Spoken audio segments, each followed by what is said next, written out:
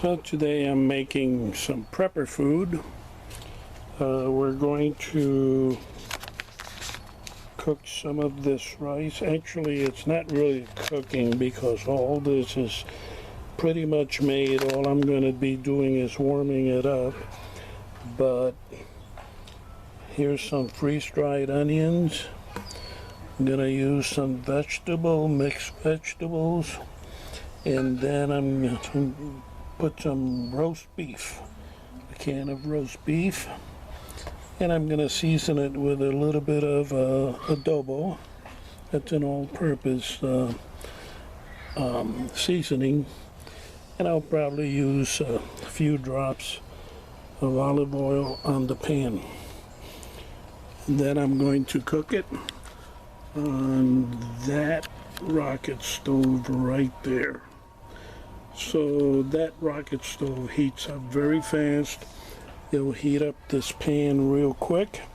And since we're only warming up food, it's going to take no time. Here's what it looks like all mixed up. I've never mixed the two kinds of rice before, so this is kind of an experiment. But both flavors I like. One is Spanish rice and the other one is butter and garlic rice. This is what freeze-dried onion looks like.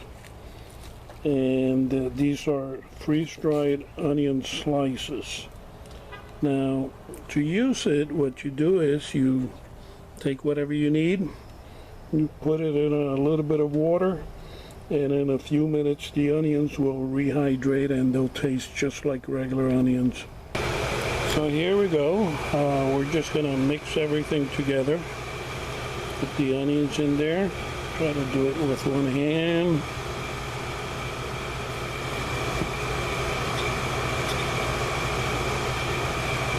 I'll give it a little bit of onion flavor. I love onions, that's why. I'm going to throw the mixed vegetable. I drained the mixed vegetable liquid. I didn't want to make it too watery, but the roast beef, I'm going to keep the roast beef, even that little bits of fat, because that's going to be a lot of flavor for this rice. So we'll throw that in there.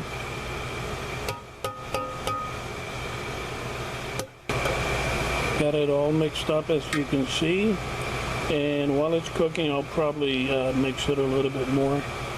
But these are all pre-made foods. All I'm doing is combining several foods that I like into one dish. For example, if there's a hurricane or something that we lose power and we can't cook on the stove, well, this would be one way that my family will not go hungry. Okay, we got the rocket stove going. Got some kindling in there, and I got feed wood in here.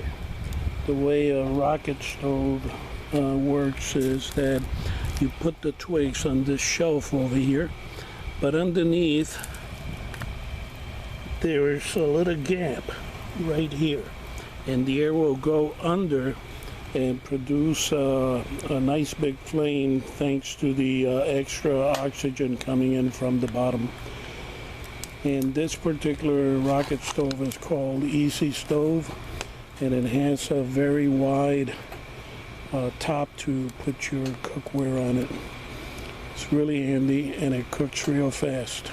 As you can see, I just lit it and it's going. Here's what it looks like. And then as you can see, there's still room for a bigger pot. So even if you put a stock pot in here, it'll have plenty of space to hold it and be stable. If you notice, I put the food more towards the center so that the excess fluids can evaporate around the edges. Also notice that I'm only cooking with a few twigs at a time. It doesn't take much for the rocket stove to go.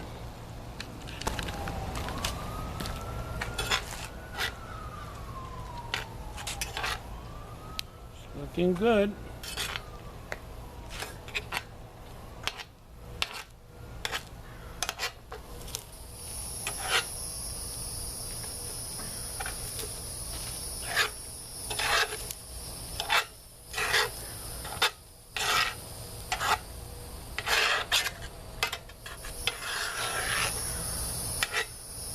By the way, make sure you wear thermal gloves to hold this cast iron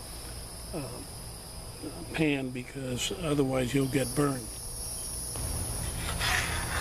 I think we're done here.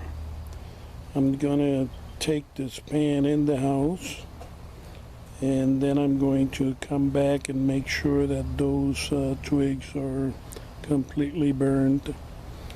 I believe they are, but just in case, I don't want to start any fires.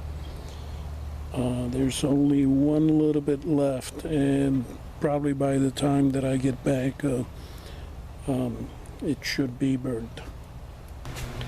And there it is. Let's try this.